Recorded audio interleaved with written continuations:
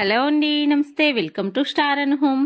ఇవాళ మన వీడియోలో ఒక సరికొత్త రెసిపీతో అయితే మేము ముందుకు వచ్చాండి. చాలా సింపుల్ గా ఈజీగా అయిపోతుందండి. చాలా అంటే చాలా ఇష్టంగా తింటారు, పిల్లలైనా సరే పెద్దవాళ్ళైనా సరే.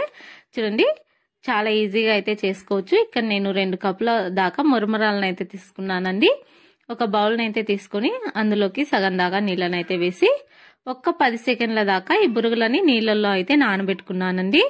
ఇలా నానబెట్టుకున్న బురుగులను అయితే ఒక 10 సెకండ్ల తర్వాత అయితే గట్టిగా అయితే స్ప్రెస్ చేస్తూ అయితే బురుగుల్ని మొత్తం తీసి ఒక ప్లేట్లో అయితే వేసుకున్నానండి. చూడండి, మురమురాలు వచ్చేసి ఈ విధంగా పొడి పొడిగా అయితే ఉండాలి. ఇక్కడ నేను చిన్న చిన్నగా కట్ చేసుకున్న ఆనియన్స్ ముక్కలు, అలానే ఒక 2 పచ్చిమిర్చి ముక్కలు అయితే చాలా చిన్నగా అయితే కట్ చేసుకోవాలండి. ఇలా కట్ చేసుకుని అయితే నానబెట్టుకున్న మురమురాల్లో అయితే వేసేసుకోవాలి. ఇప్పుడైతే రుచికి సరిపడా ఉప్పు వేసుకోండి. అలానే కలర్ కోసం కొద్దిగా అయితే పసుపు వేసుకోండి. అలానే ఒక్క పావు టేబుల్ స్పూన్ అంతా కారం వేసుకోండి. లేదు పచ్చిమిరపకాయల కారమే సరిపోతుంది అనుకునే వాళ్ళైతే స్కిప్ చేసుకోండి కారాన్ని అయితే. ఇప్పుడు కొద్దిగా మసాలా పౌడర్ని అయితే వేసుకోండి. మీ దగ్గర ఉన్నట్లయితే జీలకర్ర అవి కూడా వేసుకోవచ్చండి. ఇప్పుడు కొత్తిమీర, కరివేపాకు ఏదైనా ఉన్నట్లయితే కూడా వేసుకోండి. నా దగ్గర లేవు కాబట్టి నేనైతే స్కిప్ చేసుకున్నాను. ఒక 2 టేబుల్ స్పూన్ అంతా వరిపిండి తీసుకున్నానండి, బియ్యం పిండి. అలానే ఒక 2-3 టేబుల్ స్పూన్ల దాకా శనగపిండిని అయితే వేసుకున్నాను. చూడండి, ఒక 2 టేబుల్ స్పూన్ల దాకా శనగపిండిని వేసుకొని 2 టేబుల్ స్పూన్లు బియ్యం పిండి వేసుకొని మొత్తం అంతా ఒకసారి మురమురాలకైతే బాగా పట్టేటట్లుగా అయితే మిక్స్ చేసుకోవాలి. చూడండి, ఇలా ఒత్తినట్లు స్ప్రెస్ చేసినట్లు మిక్స్ చేసుకున్నాం అనుకోండి, చాలా అంటే చాలా చక్కగా అయితే కలిసిపోతాయండి.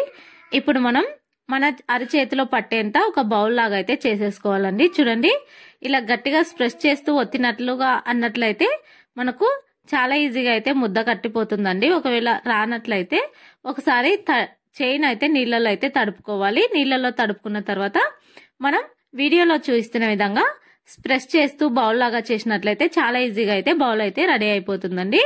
ఇలా చేసుకున్న తర్వాత ఇంకొక చేయి అరచేతిలో పెట్టుకొని మనం ఇలా వీడియోలో చూపిస్తున్న విధంగా స్ప్రెస్ చేసినట్లయితే మనకైతే చక్కటి ఆకారం అయితే వస్తుందండి.